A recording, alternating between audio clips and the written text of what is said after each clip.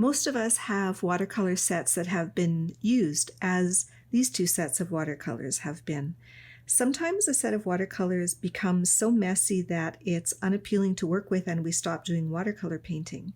This set of watercolors used to look like this set of watercolors until I cleaned it. The tray that the pans of colors sit in can be removed from the case, and we can flip that tray over and pop out the pans of color. That leaves both the tray and the case easy to clean by holding them in an almost vertical position under gently running water and using a brush with stiff bristles to work into all the edges and corners and crevices to remove all the watercolor paint.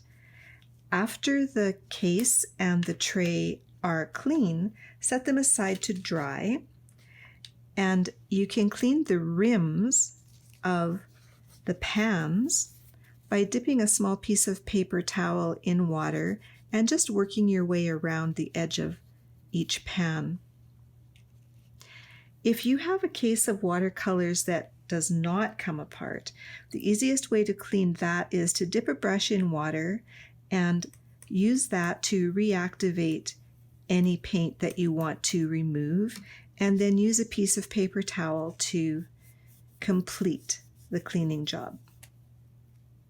Sometimes a color gets contaminated with another color. You can see that there's brown in this yellow.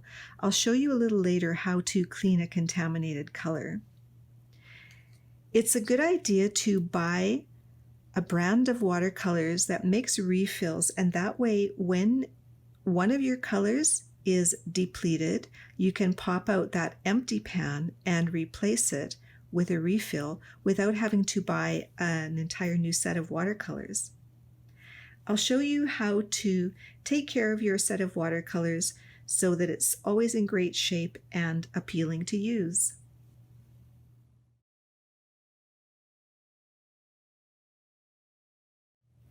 To clean a contaminated color, drop some clean water onto the color, but just drop the water in.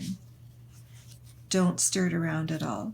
And then dry off the brush on a paper towel. A dry brush is a thirsty brush, so now we can set our dry brush into the paint and it will pick up some color. Because the brown that's in the yellow is dry, it will take a little bit of work to clean up the yellow, but if we're patient and work at it, we can get that yellow a lot cleaner than it is now. I'm just going to gently touch the sides of the yellow where there's still some brown sitting. And I'm drying my brush. Not sure if you can see the brush drinking up some of that water. And then we do a little more water. Dry the brush. If you dry your brush by squeezing it like this, that's okay, but don't squeeze and pull, because you'll pull some bristles out of the brush every time and you'll end up with a stick. You can see that that yellow is becoming cleaner already.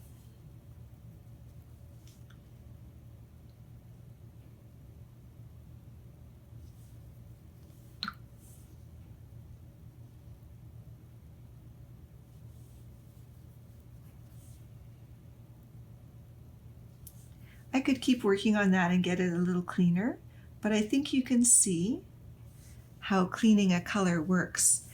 It does take a little more work if the colors are dry. Let's try one where I freshly contaminate a color. Let's put a bit of blue on this yellow. We can do the same thing. We can drop in a bit of water, dry our brush, and then use that dry brush to drink up some of that paint and water. We can put in a little more water.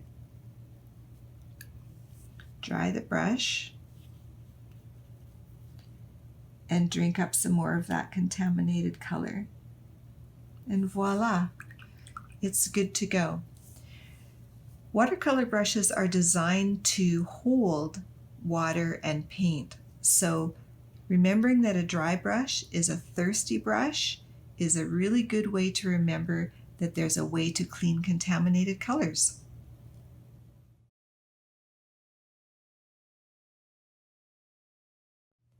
A short tub is best for a water container because short tubs are more stable and they're less likely to get bumped and knocked over.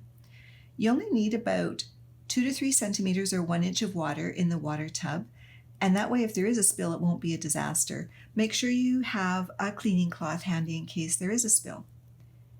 You can see that some of the colors in this set are already quite depleted, but I'll use them up completely before I replace them with a pan of refill color. Watercolors are dry until we add water. I like to start by adding a few drops of water to each color to activate the paint. That way when I'm ready to paint, the watercolor is ready to use. I'm demonstrating on a piece of watercolor paper.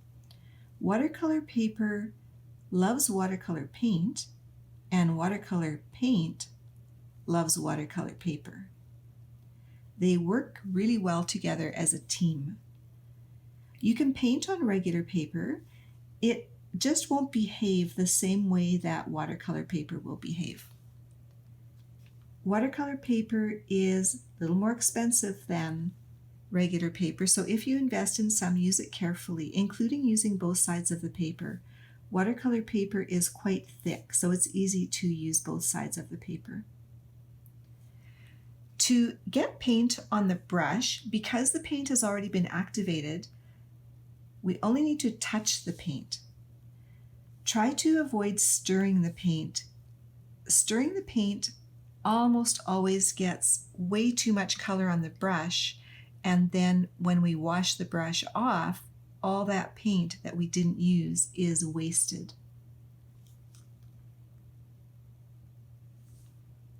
You can see that the colors are blending together on the paper. When we let wet colors touch each other, they will blend together. That's one way of mixing colors.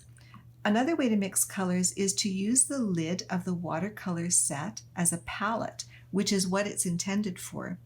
It's very tempting to mix colors right in the pans of color, but then of course we end up with a contaminated color. Let's say, for example, I didn't have any orange. I can put some yellow on the palette, and then I can add a little touch of red and mix my orange in the palette. And that way the pans of colors stay uncontaminated. As you're working, if your colors become a bit dry, you can add a few more drops of water to keep the paints activated. Sometimes we end up with a splash of color that we don't want on our work. We can remove that much the same way we clean a contaminated pan of color. I'll use a dry brush to lift off whatever color I can, and then apply a little bit of water and gently scrub that area. Watercolor brushes are soft, so treat them gently and they'll keep their shape for longer. Then with a dry brush, I can lift off that color and water.